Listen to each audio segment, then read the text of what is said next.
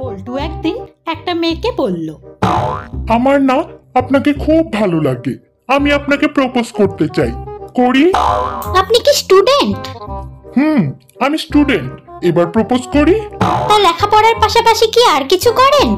একটা জব করি, এখন প্রপোজ করি? আপনার বেতন কত? এই আর কি, 18 থেকে 20,000 টাকার মতো। প্রপোজ করব এবার। বাড়িতে কে কে আছে? মা, বাবা আর ছোট্ট একটা ভাই। এবার প্রপোজ করি? আপনার বাবা নেই? বাবা দেশের বাইরে থাকে, এবার তো প্রপোজ করি। বাবা কোন দেশে থাকে? বাবা ইউরোপে থাকে, মা কলেজের টিচার, ছোট ভাই ইন্টারে পড়ে। এবার প্রপোজ তো করি।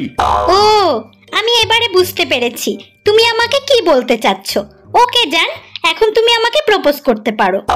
আসলে আমার না কোনো বোন নেই, আজ তো প্রপোজ ডে, তাই আপনি যদি রাজি থাকেন তাহলে আমি আপনাকে আমার বড় বোন বানাতে চাই।